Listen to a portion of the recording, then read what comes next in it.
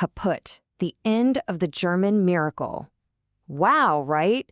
It's a really provocative title, but honestly, it perfectly captures the story we're going to unpack here.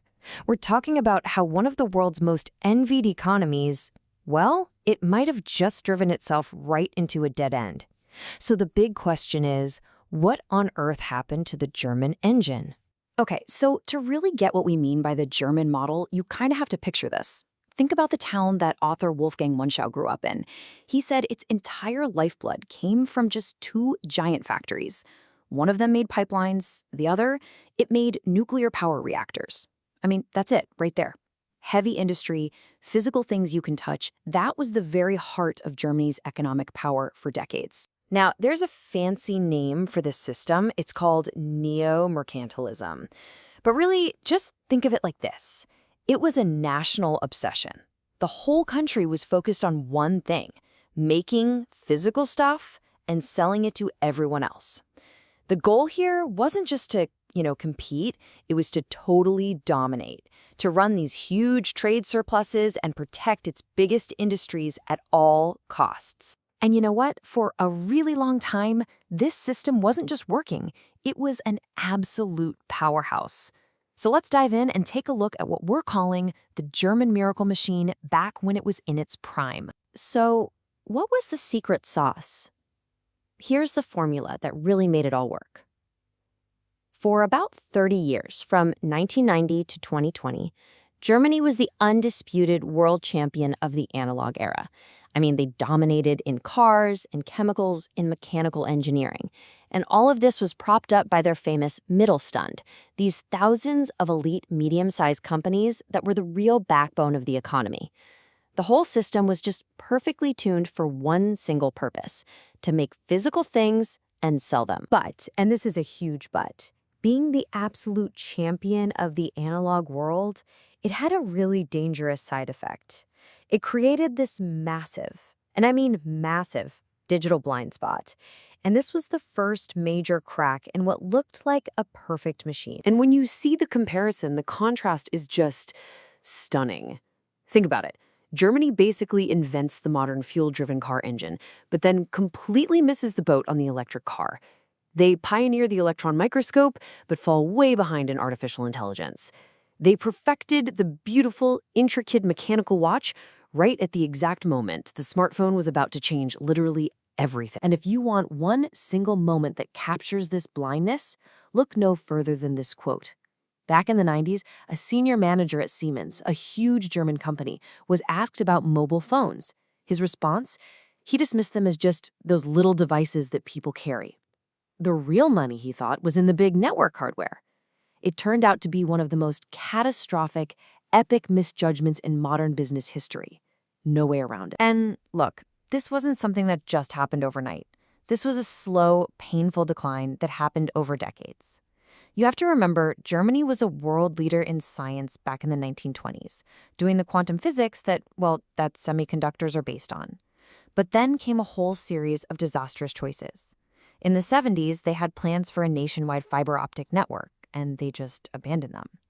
After the dot-com bust in the 2000s, this deep-seated never-again feeling about tech just took over. Fast forward to 2013, and you have Chancellor Angela Merkel famously calling the internet Neuland, or unknown territory. So when you see it all laid out like this, the fact that some government offices and even police departments are still using fax machines today, it starts to make a really chilling kind of sense. It really all boils down to what our source material calls the Smith-Corona problem. You remember Smith Corona, right? The typewriter company. They were so dominant, so good at making typewriters, that they just couldn't imagine a world with word processors. Well, that was Germany. Its industrial giants just kept clinging to what they knew, doubling down on old tech, and basically betting against a digital future that was coming, whether they liked it or not. So this obsession with the old industrial model, it did more than just create a digital blind spot. It actually forced Germany to make a series of huge and dangerously connected bets on the world stage. Let's talk about these dependencies, because they are critical. Okay, first up, energy. To keep those factories humming and the costs low, Germany made a huge, deliberate bet on cheap Russian gas. And just look at how fast that dependency grew. The increase was absolutely staggering. In just 6 years, the amount of gas Germany was importing from Russia jumped from around a third to well over half.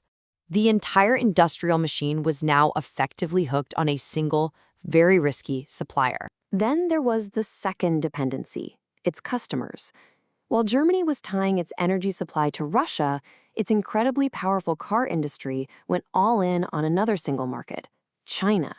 We're talking about giants like Volkswagen, Mercedes, BMW.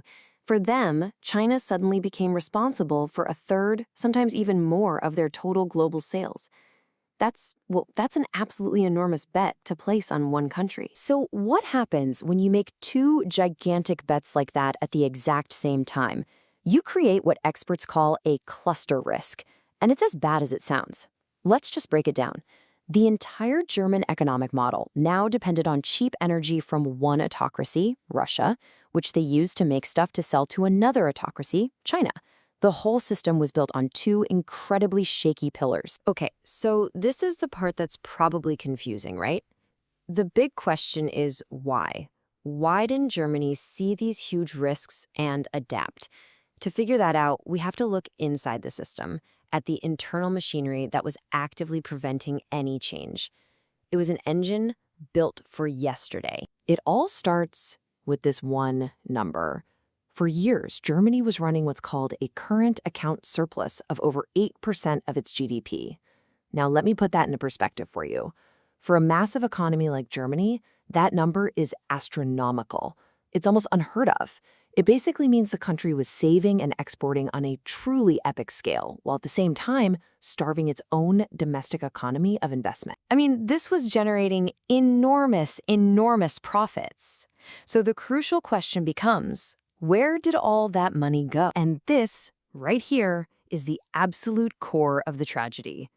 Instead of taking all those huge profits and diversifying, funding digital tech, green energy, anything to do with the future, that money got plowed right back into the same old industries. Germany literally used the profits it made from the past to double down on the past. And if that wasn't enough, the government basically tied its own hands with a constitutional rule called the debt brake. It's a really simple but brutal mechanism. It put a hard cap on how much the government could borrow each year, a tiny, tiny fraction of the economy. But here's the crazy part, it didn't distinguish between just paying the bills and making vital long-term investments. So what was the result? It systematically starved the country of the money it desperately needed for things like new bridges, fiber optic networks, and all those digital projects. You know the saying, the canary in the coal mine, the first sign of danger? Well, for Germany's decline, that canary was its own financial system.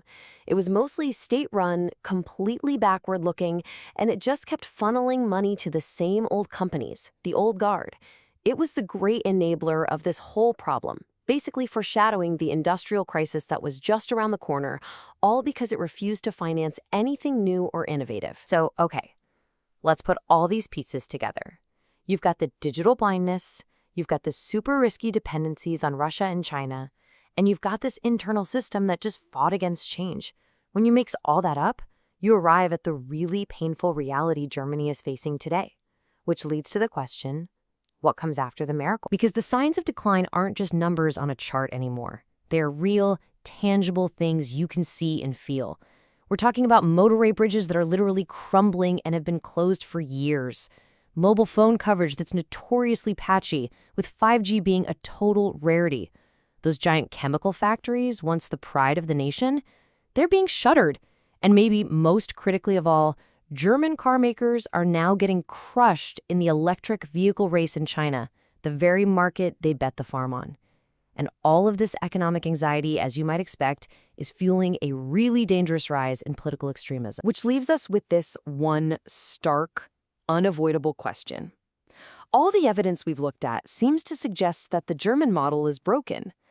But, and this is the really hard part, can an entire country, an entire culture, really change the only economic system it has ever known?